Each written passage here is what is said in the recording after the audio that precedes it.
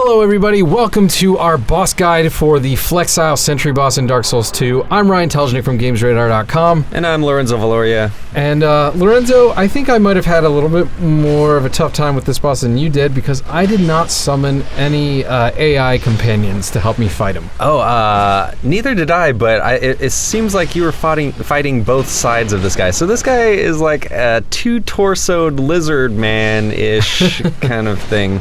So the typical like circle strafing doesn't really work quite as well for this guy because he could just attack you from any angle. Yeah. Okay, so my bad. I thought you did summon a character. You can summon an AI NPC for this fight.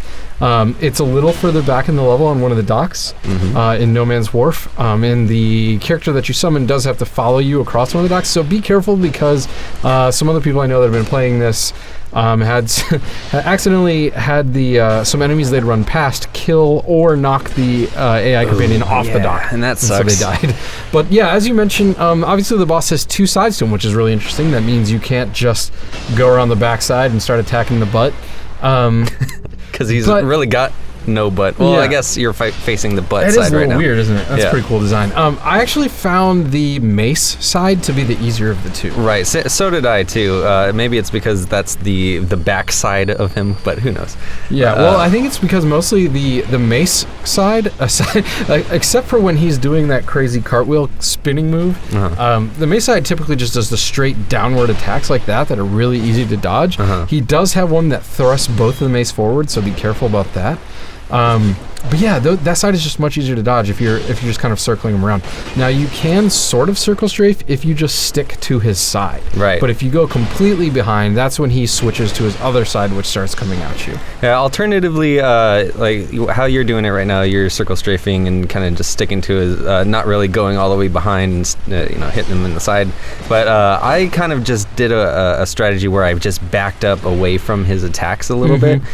So when the mace guy would do his his stronger two-handed attack, or even when he finished a combo, I'd just run in, hit him a couple times, and back off again. Yeah, that's probably a good plan. Yeah, so this fight is really just you need to stay on your feet through the entire thing and just dodge his attacks. He doesn't really do anything special. Yeah, and I don't think he really has much in the way of gap closers either if you're back in the far. He does have like a leap, but I think it's actually pretty easy to dodge. Yeah. I don't recall it being that particularly tough. And again, if you're facing the sword end of his attacks, that's when he's doing a lot more of the arc, like the sweeping attacks that kind of hit in the large area of effect cone in front of him.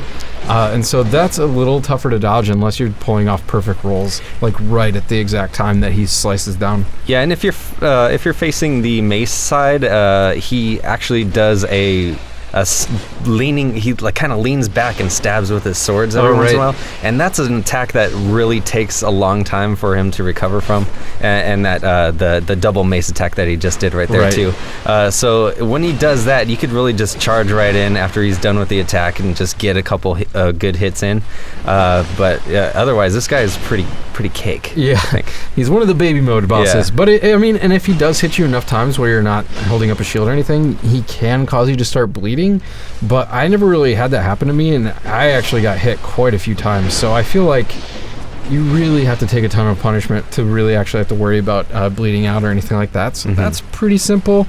But again, with any enemy you fight in the game, especially once their health starts getting really low, be careful not to overdo it. Yeah. Patience is key, because I've had plenty of encounters on this boss specifically where I'd get him down to within a couple hits of his life, and I would just start going all out, hoping to finish him off, and then he'd counter me and kill me right at the last second when he had just a couple hits left. Yeah, that's the rookie Dark Souls mistake, I guess. Like, you can't really get ahead of yourself, and you really have to, all the way to the end of it. You just, stay dedicated to your strategy.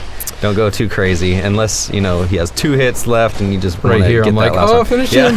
See, it's God, and I pay for it right there. And lesson learned. And yeah, especially since he killed me with that exact sort of thing at least a couple times prior to fighting him here. Yeah. But yeah, that just be patient, strike him when he whiffs, and that should pretty much do it for the Flexile Sentry boss fight. And of course, we've got guides for all the bosses in Dark Souls 2. You can find those videos here by subscribing to our channel, and of course, check us out at GamesRadar.com.